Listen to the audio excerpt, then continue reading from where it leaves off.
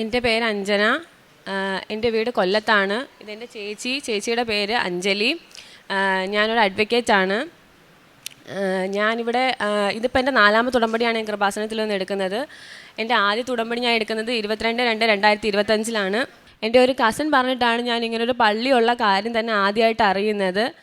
അന്ന് ഞാനും ചേച്ചിയും അമ്മയും കൂടെ ആദ്യമായിട്ട് പ്രാർത്ഥിക്കാനായിട്ട് ഇവിടെ വരുമായിരുന്നു. വന്ന സമയത്ത് ഇവിടെ ഇതേ കണക്ക് ഒരുപാട് ആൾക്കാരായിരുന്നു. അപ്പം നമുക്ക് ഉടമ്പടീനെ പറ്റി എന്താണെന്നൊന്നും അറിയത്തില്ലായിരുന്നു. അപ്പം നമ്മൾ മനസ്സറിഞ്ഞ് ഈശോടുത്ത് പ്രാർത്ഥിച്ചിട്ടാണ് പോയത്. പിന്നീടാണ് നമ്മളിങ്ങനെ ഇതേ കണക്ക് ഇവിടെ വന്നപ്പോൾ തന്നെ നമ്മൾ ഇതേ കണക്ക് യൂട്യൂബ് ചാനലിൽ ലൈവൊക്കെ കാണുകയും ഒക്കെ ചെയ്യുമായിരുന്നു. അങ്ങനെ ഉടമ്പടീനെ കുറിച്ച് അറിഞ്ഞ് ആദ്യമായിട്ട് ഞങ്ങൾ 22/2/2025 ഇവിടെ ഉടമ്പടി എടുക്കാൻ വന്നു. അങ്ങനെ ഉടമ്പടി എടുക്കാൻ വന്നപ്പോൾ ഞാനും എൻ്റെ ചേച്ചിയും കൂടി ആയിരുന്നു ആദ്യം വന്നത്. അങ്ങനെ ഉടമ്പടി എടുത്ത് ഞങ്ങൾ പ്രാർത്ഥിക്കുമായിരുന്നു. ആദ്യം പ്രാർത്ഥിക്കുന്ന സമയത്ത് നമുക്ക് ഇതേപോലെ കാര്യങ്ങളൊന്നും അറിയത്തില്ലായിരുന്നു. ഇങ്ങനെയൊക്കെയാണ് ഇതിനകത്ത് ചെയ്യേണ്ടത്. നമ്മൾ അതേ കണക്ക് ചെയ്യാനായിട്ട് നമുക്കൊരു ടെംപ്റ്റേഷൻ ഉണ്ടെങ്കിലും നമുക്കത് ആദ്യമേ സാധിക്കത്തില്ലായിരുന്നു. പക്ഷേ പിന്നീട് നമ്മൾ ഈ പള്ളിയിൽ ഓരോ സമയത്ത് വരുംതോറും നമുക്ക് അമ്മയായിട്ട് അത്ര അടുക്കാനായിട്ടുള്ളൊരു കൃപ കിട്ടിയ സമയത്ത് നമ്മളറിയാതെ തന്നെ ഓരോ കാര്യങ്ങൾ നമ്മൾ ചെയ്യുമായിരുന്നു. അങ്ങനെ ഈ 4ാമത്തെ ഉടമ്പടിയിൽ ആദ്യമായിട്ട് ഞാൻ വെച്ചൊരു നിയോഗം എന്ന് പറയുന്നത്, എനിക്കൊരു എയ്ബ് എന്ന് പറയുന്നൊരു എക്സാം ഉണ്ടായിരുന്നു. അത് LLB എടുത്തു കഴിഞ്ഞ് 2 വർഷത്തിനുള്ളിൽ നമ്മൾ ഈ എയ്ബ് എടുത്തില്ലെങ്കിൽ നമുക്ക് പിന്നെ ഇന്ത്യയിൽ എവിടെയും പ്രാക്ടീസ് ചെയ്യാൻ പറ്റത്തില്ല. അപ്പം ആദ്യമേ ഒരു ഞാൻ എഴുതിയിട്ടുണ്ടായിരുന്നു. അപ്പോൾ എനിക്കത് ലഭിച്ചില്ല. പിന്നെ ഞാൻ ഇവിടെ ഇത് എഴുതുന്നതിന് മുന്നേ ഞാൻ അച്ഛനെ വന്ന് കാണാൻ വന്നപ്പോൾ എനിക്ക് അന്നത്തെ ദിവസം അച്ഛനെ കാണാൻ സാധിച്ചില്ലായിരുന്നു.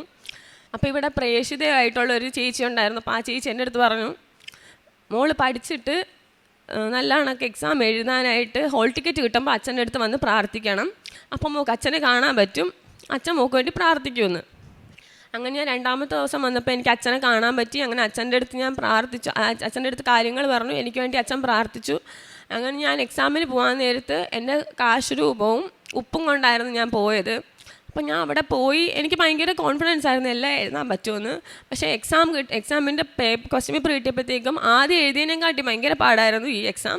അപ്പോൾ എനിക്കൊന്നും അറിയത്തില്ല. അപ്പം OMR ഷീറ്റ്, അപ്പം നമ്മളിങ്ങനെ ബബിൾ ചെയ്താൽ മതി. അപ്പം ഞാൻ ആദ്യത്തെ 2-3 ആൻസർ മാത്രം എനിക്ക് അറിയാവുന്നത് ഞാൻ ബബിൾ ചെയ്ത്, ബാക്കിയെല്ലാം ഞാൻ ചുമ്മാതെ ക്വസ്റ്റ്യൻ പോലും വായിക്കാതെ കറപ്പിച്ച് വിടുമായിരുന്നു. അങ്ങനെ ഞാൻ വീട്ടിൽ വന്നപ്പോൾ അമ്മ എൻ്റെ അടുത്ത്, അപ്പോൾ എനിക്ക് ഇറങ്ങിയപ്പോഴേ വിഷമമായിരുന്നു. അങ്ങനെ കൂടെ എഴുതിയവർക്ക് എല്ലാവർക്കും അത്യാവശ്യം ടഫായിരുന്നു. അങ്ങനെ ഞാൻ വീട്ടിൽ വന്നപ്പോൾ അമ്മയെടുത്ത് വെച്ചപ്പോൾ ഞാൻ അമ്മയെടുത്ത് പറഞ്ഞു, അമ്മ എനിക്ക് ഇപ്രാവശ്യം കിട്ടുമെന്ന് തോന്നുന്നില്ല, കാരണം അത്രയ്ക്ക് പാടായിരുന്നു. ഞാൻ എന്തൊക്കെയോ ഇങ്ങനെ ബബിൾ ചെയ്ത് വെച്ചതാണെന്ന് പറഞ്ഞു. അപ്പോൾ അമ്മേൻ്റെ അടുത്ത് പറഞ്ഞു, മോളെ വിഷമിക്കേണ്ട, ഇപ്രാവശ്യം എന്തായാലും മാതാവ് നമുക്കിത് തരും എന്ന് ചേച്ചിയൊക്കെ പറഞ്ഞു. അങ്ങനെ ഞാൻ എല്ലാ ദിവസവും ഉടമ്പടിയിൽ രാവിലെയും സായന പ്രാർത്ഥനയിൽ എല്ലാം ഞാൻ പ്രാർത്ഥിക്കാറുണ്ട്, ദൈവമേ എനിക്കിത് കിട്ടണേ, കാരണം കിട്ടിയില്ലെങ്കിൽ ചിലപ്പം ഈ ബാർ കൗൺസിൽ ഓഫ് ഇന്ത്യ പറയുകയാണെങ്കിൽ നമുക്ക് 2ാമത്തെ വർഷം കഴിയുമ്പോൾ വീണ്ടും എൻറോൾ ചെയ്യേണ്ടി വരും. അപ്പോൾ ഞാനിപ്പോൾ 2024 എനിക്ക് എൻറോൾമെൻറ്റ് കിട്ടിയെങ്കിൽ പിന്നെ എനിക്കിത് ഈ പ്രാവശ്യം എനിക്ക് കിട്ടിയില്ലെങ്കിൽ 2027, അപ്പോൾ എൻ്റെ ഇയർ ഓഫ് പ്രാക്ടീസ് പോകും. അപ്പോൾ എനിക്ക് ഭയങ്കര ഒരു ആഗ്രഹം മജിസ്ട്രേറ്റ് എക്സാം എഴുതിയെടുക്കണമെന്ന്. മജിസ്ട്രേറ്റ് എക്സാം എഴുതിയെടുക്കണമെങ്കിൽ ഇപ്പം 3 വർഷത്തെ എക്സ്പീരിയൻസ് വേണം. അപ്പോൾ അവർ ഈ എയ്ബ് എക്സാമും കൂടി കിട്ടിയോ എന്ന് നമ്മളടുത്ത് എഴുതാൻ നേരത്ത് ചോദിക്കും. അപ്പം ഞാനിവിടെ ആദ്യമായിട്ട് കൃപാസനം പള്ളീനെ കുറിച്ച് അറിഞ്ഞു വരുന്ന സമയം തൊട്ടേ ഞാൻ കർത്താവിൻ്റെ അടുത്തും എൻ്റെ മാതാവിൻ്റെ അടുത്തും പ്രാർത്ഥിക്കുന്നത് എനിക്ക് മജിസ്ട്രേറ്റ് എക്സാം പാസ്സായി കിട്ടണമെന്നാണ്. അപ്പം ഞാനിങ്ങനെ ഒരുപാട് പ്രാർത്ഥിക്കുമായിരുന്നു, എനിക്കത് എഴുതാനുള്ള അവസരം തരണേ, എനിക്ക് ഈ പരീക്ഷ പാസ്സാവാൻ സാധിക്കണേന്ന്.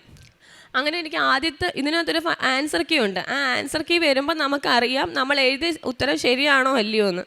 അങ്ങനെ എനിക്ക് ആദ്യം ആ ആൻസർ കീ വന്ന് ഞാൻ ആ ആൻസർ കീയിൽ നോക്കിയ സമയത്ത് എനിക്ക് പാസ്സാവാനുള്ള മാർക്കില്ലായിരുന്നു.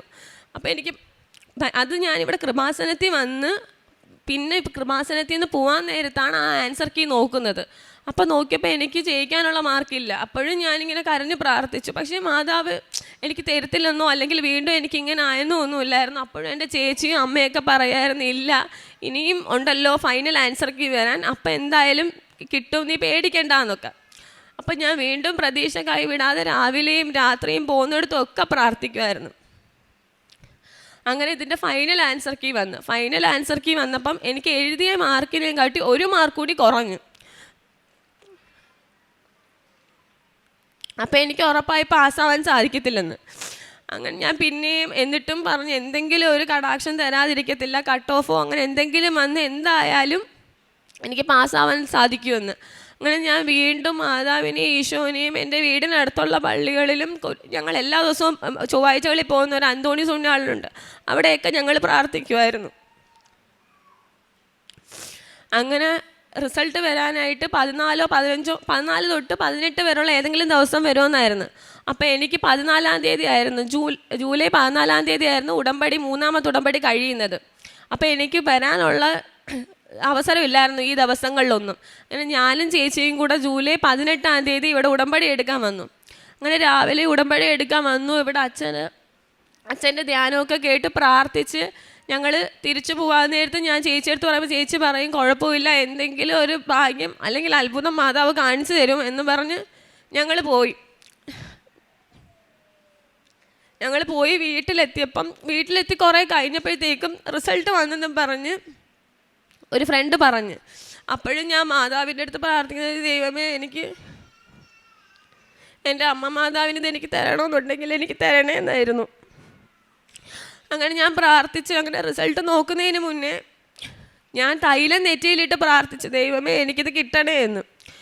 അങ്ങനെ ഞാൻ മാതാവിനോടും ഈശോയോടും പ്രാർത്ഥിച്ചു, ദൈവമേ എനിക്കിത് ലഭിക്കണമേ, ഞാൻ അങ്ങയോട് ഇത് മാത്രമല്ലേ എപ്പോഴും ചോദിക്കുന്നുള്ളൂ എന്ന്.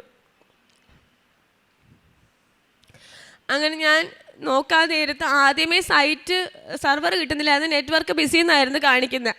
അപ്പം എൻ്റെ ചേച്ചിക്ക് എന്തായാലും ഉറപ്പായിരുന്നു ചിലപ്പോഴേ കിട്ടത്തുള്ളൂ, കാരണം ഇതുവരെ കട്ട് ഓഫിൻ്റെ കാര്യമൊന്നും വന്നില്ല. പിന്നെ എനിക്ക് വിഷമാവുമല്ലോ എന്ന് വിചാരിച്ച് കിട്ടുമെന്ന് പറയുമായിരുന്നു. അങ്ങനെ ഞാൻ ഈ നോട്ടിഫിക്കേഷൻ വീണ്ടും എയ്ബിൻ്റെ ഒരു notification bar council of India ഇട്ട്, അങ്ങനെ ഞാൻ പ്രീ റിലീസ് എന്നും പറഞ്ഞ് അതിനകത്ത് വന്നത്. അപ്പോൾ ആർക്കും റിസൾട്ട് കിട്ടുന്നില്ല, നോക്കാൻ സാധിക്കുന്നില്ലായിരുന്നു. അപ്പോൾ എല്ലാവരും പാസ് മാർക്ക് തന്നെയാണ്, അവർ കട്ട് ഓഫ് ഒന്നും ചെയ്തിട്ടില്ല എന്ന ആ നിമിഷം വരെ പറയുന്നത്. അങ്ങനെയാണെങ്കിൽ എനിക്ക് പാസ്സാവാൻ സാധിക്കത്തില്ലെന്നുള്ളത് എനിക്ക് ഉറപ്പായിരുന്നു. അങ്ങനെ ഞാൻ ആ പ്രീ റിലീസ് നോക്കിയപ്പം അതിനകത്ത് ബാർ കൗൺസിൽ ഓഫ് ഇന്ത്യയുടെ ചെയർമാൻ ഇട്ടേക്കുന്നത് എന്താണെന്ന് വെച്ച് കഴിഞ്ഞാൽ, ക്വസ്റ്റ്യൻ പേപ്പർ പാടായതുകൊണ്ടും കുട്ടികളുടെ കൺസേൺ കൊണ്ടും 3 മാർക്ക് അവരതിനകത്ത് വിഡ്രോ ചെയ്തു എന്ന്. അതൊരിക്കലും അങ്ങനെ സംഭവിക്കത്തില്ല. കാരണം അത്രയും നേരം വരെ അങ്ങനൊരു ഡിസിഷനെക്കുറിച്ചോ അങ്ങനൊരു കാര്യത്തിനെക്കുറിച്ചോ ആരും സംസാരിച്ചിരുന്നില്ല. കുറേ പേർക്ക് എളുപ്പമായിരുന്നു, കുറേ പേർക്ക് പാടായിരുന്നു എന്നായിരുന്നു അതിനകത്ത് വന്നിരുന്നത്. യാതൊരു മാർക്കും കട്ട് ഓഫ് ആയിട്ടും വന്നില്ല. ഉത്തരത്തിൽ പോലും ഒരു തെറ്റുണ്ടായിരുന്നില്ല. കഴിഞ്ഞ വർഷം വരെ എഴുതിയ ഉത്തരങ്ങളിലെല്ലാം 1ഓ 2ഓ ഒക്കെ അവർ കട്ട് ഓഫ് ചെയ്യുമായിരുന്നു, കാരണം ഉത്തരങ്ങളൊക്കെ എന്തെങ്കിലും മിസ്അണ്ടർസ്റ്റാൻഡിങ് വന്നിട്ട്. പക്ഷേ ഇപ്രാവശ്യം അങ്ങനെയും ഉണ്ടായിരുന്നില്ലായിരുന്നു. അങ്ങനെ നോക്കിയപ്പോൾ 3 മാർക്ക് വിഡ്രോ ചെയ്തപ്പോഴത്തേക്കും എനിക്ക് ഉറപ്പായി ഞാൻ പാസ്സാവുമെന്ന്. കാരണം അത്രയും മാർക്കിൽ എനിക്ക് പാസ്സാവാനുള്ള ഉണ്ടായിരുന്നു. ആ 3 മാർക്ക് അവർ കട്ട് ഓഫ് ചെയ്തില്ലായിരുന്നെങ്കിൽ എനിക്ക് ഒരിക്കലും പാസ്സാവാൻ സാധിക്കത്തില്ലായിരുന്നു.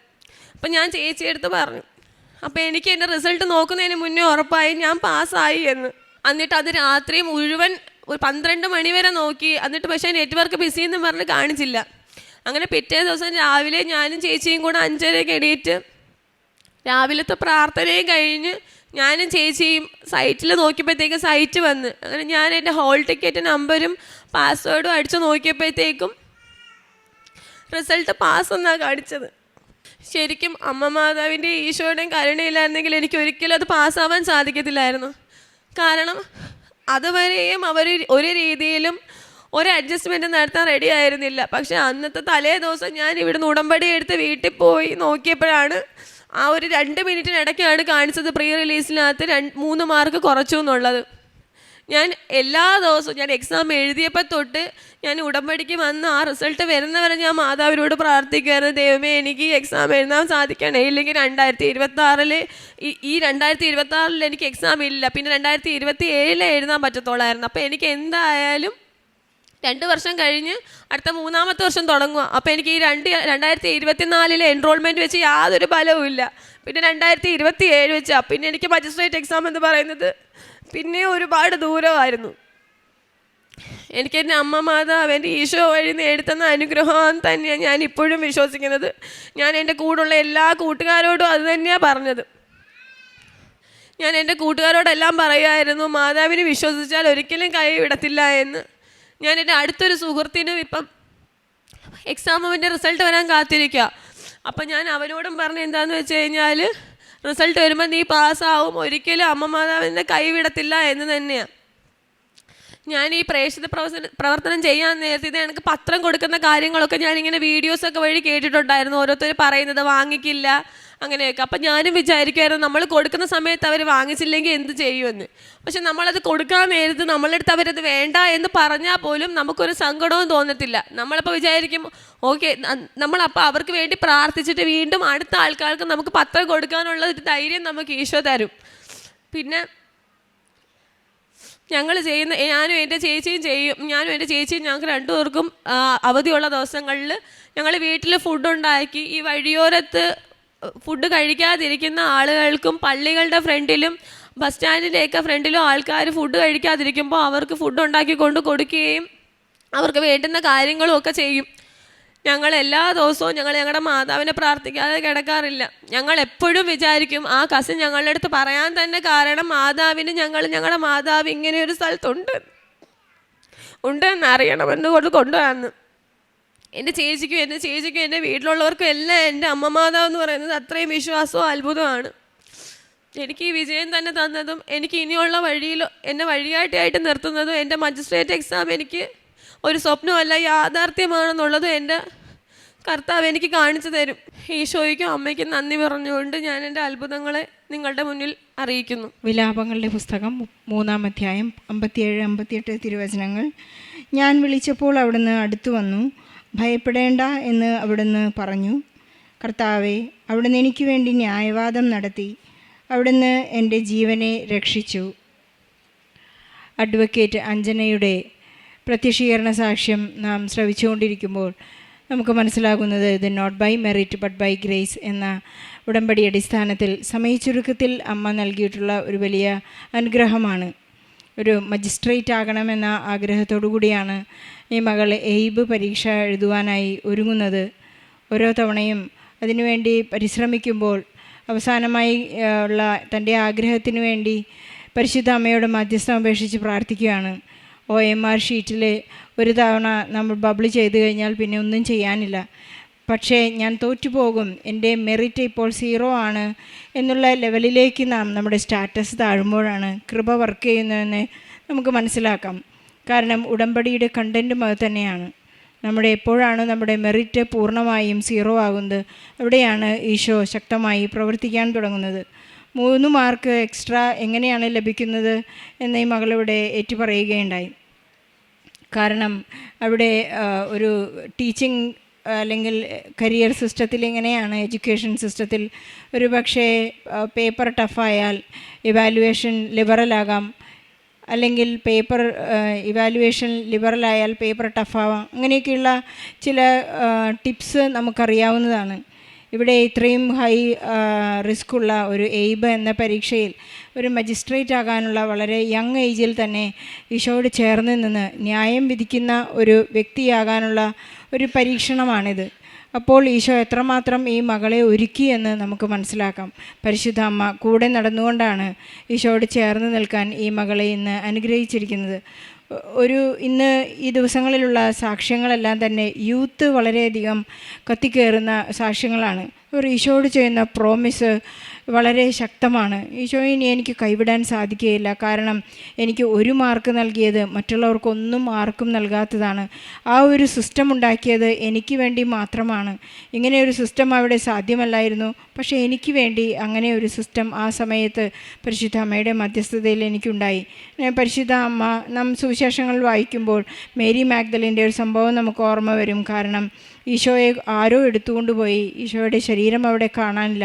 ഒരു ഐഡിയ ഇല്ലാത്ത ഒരു സമയത്ത് മേരി മാഗ്ദലിൻ അവിടെ ഇരുന്ന് കരഞ്ഞുകൊണ്ടിരിക്കുമ്പോഴാണ് ഈശോ അവളെ മറിയം എന്ന് അഭിസംബോധന ചെയ്ത് വിളിക്കുന്നത്. നമ്മുടെ എല്ലാ ആ സങ്കടങ്ങളിൽ നമ്മെ പേര് ചൊല്ലി വിളിക്കുന്ന ഒരു ദൈവമുണ്ട്. നമ്മുടെ തലമുടി നാര് പോലും എണ്ണി അവിടുത്തെ കയ്യിൽ നമ്മുടെ പേര് എഴുതി കാത്തു സൂക്ഷിക്കുന്ന, പരിരക്ഷിക്കുന്ന, പരിപാലിക്കുന്ന ദൈവത്തിനെ നമുക്കെപ്പോഴും നന്ദി പറയാം. അഡ്വക്കേറ്റ് അഞ്ജനയുടെ ശക്തമായ പ്രത്യക്ഷീകരണ സാക്ഷ്യത്തിന് ഈശോയ്ക്കും പരിശുദ്ധ അമ്മയ്ക്കും നല്ലൊരു കയ്യടി നൽകി സാക്ഷ്യം നമുക്ക് സമർപ്പിക്കാം. അത്യപൂർവ ദൈവാനുഭവങ്ങൾ ഇനി നിങ്ങൾക്കും സ്വന്തം. ഈ യൂട്യൂബ് ചാനൽ ഇതുവരെ സബ്സ്ക്രൈബ് ചെയ്തിട്ടില്ലെങ്കിൽ ഇപ്പോൾ തന്നെ സബ്സ്ക്രൈബ് ചെയ്യുക. ഈ വീഡിയോ ഇപ്പോൾ തന്നെ നിങ്ങളുടെ സുഹൃത്തുക്കൾക്ക് ഷെയർ ചെയ്തുകൊണ്ട് കർത്താവിൻ്റെ പ്രേക്ഷിതരാകുക.